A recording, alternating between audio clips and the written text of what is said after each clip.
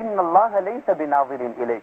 Oh Aisha, I don't know what you are admiring about yourself, because Allah is not admiring you. Aisha, I don't know what you are looking at, Allah. But in Aisha radiallahu anha is a young girl. Imagine, but this is the beauty of deen. When deen comes into a girl, she will mature. I mentioned this back home also. When there's deen in a boy or in a girl, you will find that that person will mature mentally, and in every aspect of life, Allah Ta'ala will inspire that girl. She will become responsible. Aisha radiallahu anha is widowed at the age of 18. The Nabi of Allah passes away. The injunction of the Quran is, وَلَا أَن تَنْكِحُوا أَزْوَاجَهُ مِنْ بَعْدِهِ أَبَدًا إِنَّ ذَلِكُمْ كَانَ عِنْدَ اللَّهِ عَظِيمًا. That it is not correct for the widow of Nabi Karim sallallahu alayhi wa sallam to remarry. We find after the demise of Nabi alayhi salatu wa salam, one day Nabi Karim sallallahu alayhi wa sallam comes in the house, and then he whispers something to Fatima radiallahu anha, and then she starts crying. Then again he whispers something, and then she smiles. So Aisha radiallahu anha went to Fatima, and he said, I am not your mother, of course, but I am the mankuha of Nabi Karim sallallahu alayhi wa sallam. And I ask you, what secret was this between you and Nabi sallallahu alayhi wa sallam? Fatima radiallahu anha declined, and she says, no, I will not share the secret with you.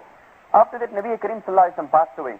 So she went to Fatima radiallahu anha, and she asked, what was the secret between you and Nabi alayhi salam? So Fatima radiallahu anha said, Nabi Karim sallallahu alayhi wa sallam told me that the time for me to leave this world has come very close. So in all human reaction, I started crying. When Nabi alayhi salam passed away, Fatima radiallahu anha said, سُبَّتْ عَلَيَّ مَصَائِبُ لَوْ أَنَّهَا سُبَّتْ عَلَى الْأَيَّامِ سِرْنَ لَيَالِيَا. Such a calamity has befallen me on the demise of my father. It's so weighty, it's so colossal, it's so mammoth. لَوْ أَنَّهَا سُبَّتْ عَلَى الْأَيَّامِ. If this catastrophe has to fall on the day, even the day doesn't have the ability to contain it, instantly it will be changed, it will be converted into night. يَا أَبَتَا أَجَابَ رَبًّا دَعَاهُ يَا أَبَتَا إِلَى جِبْرِيلَ نَنْعَاهُ يَا أَبَتَا جَنَّةُ الْفِرْدَوْسِ مَأْوَاهُ. Oh my father, it looks like you've responded to the call of Jibreel. Oh my father, who can we say, and who can we convey the message of your demise other than Jibreel alayhi salam? Oh my father, Jannatul Firdaus is your abode. This is what Nabi alayhi salam told me.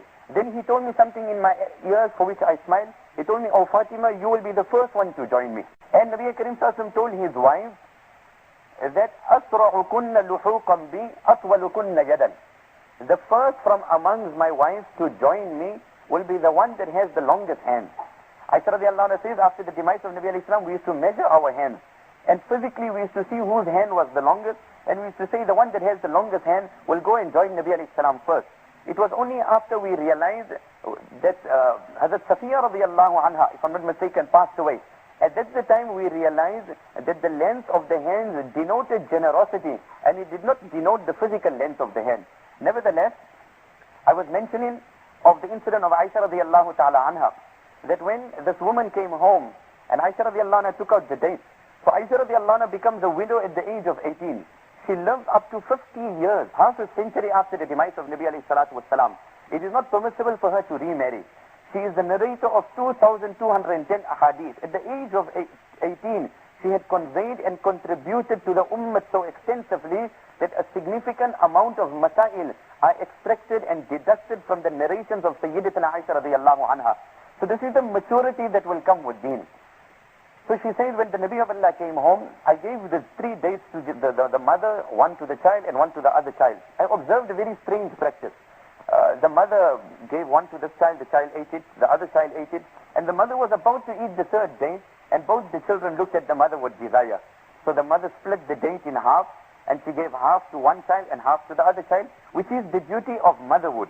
And on this, Allah will reward you. And this is what we need to understand. We have to put the compass of akhirat before us. And let us start now analyzing our life with the ideals of deen, with the goals of deen. As a Muslim girl living in this environment, what does Allah want from me? And if I comply to this, and I design my life according to the objectives of Islam, what has Allah promised for me in this world? What has Allah promised for me in akhirat?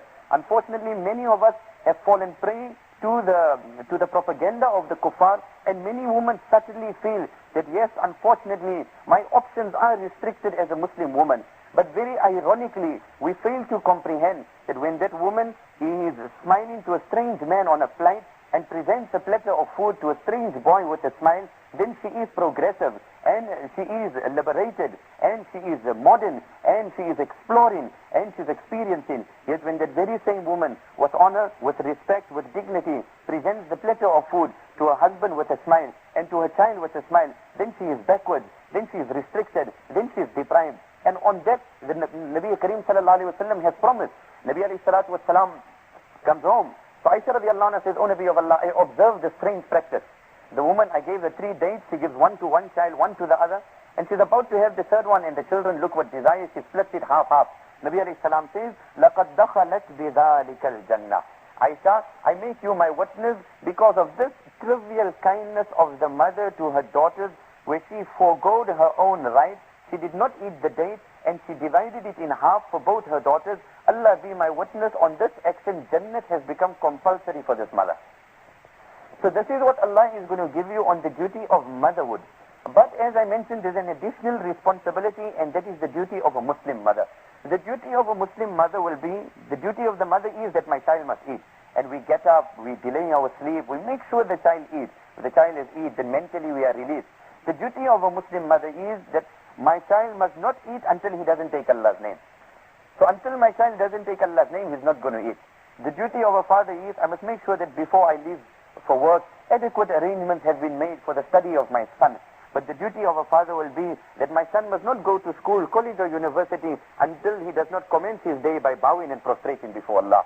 The duty of a physician will be that when he walks into my surgery, in the interest of my knowledge, I prescribe the best medication for him. But the duty of a Muslim physician will be, when he walks out of my surgery, he must have more reliance on the cure of Allah than on my prescription. So we find, my sisters, on the duty that Allah Ta'ala has given upon us here, that when we will play this role and we will demonstrate the role that Allah Ta'ala wants from us, growing up in that environment and keeping the objectives of Akhirat before us. So when we will be kind, when we will feed our children, Nabi Kareem sallallahu alayhi wa sallam says there is Jannat. Then Nabi Kareem sallallahu alayhi wa sallam says, the best person, ad-dunya kulluha mata. This world in its entirety is something from which a man benefits. Wa khayrul mata. And perhaps the best thing from which any human can benefit, al-mar'atu salihah, a pious girl. Now who is a pious girl? In nazara ilayha sarrathu. When her husband looks at her, then it brings joy to him. It brings joy to him. In Jamul Fawaid, the riwayat appears, Nabi Kareem sallallahu alayhi wa sallam says, أَعْظَمُ الْحَقِّ عَلَى الرَّجُلِ أُمُّهُ وَأَعْظَمُ الْحَقِّ عَلى الْمَرْأَةِ زَوْجُهَا. The greatest right upon a male is his duty towards his mother. And the greatest right upon a girl is her duty towards her husband. We find very commonly it happens, I mentioned this in the talks also, where we find there's a bit of an antagonistic relation that is between the mother-in-law and the daughter-in-law, which many a times jeopardizes the position of the innocent husband.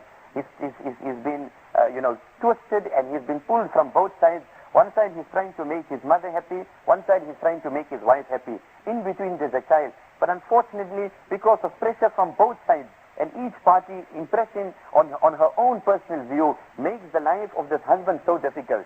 If we have to really look at this from an Islamic angle, then we find this relation, if we capitalize on it, and we value it, and we appreciate it, it can be the means of securing Jannat for husband and wife.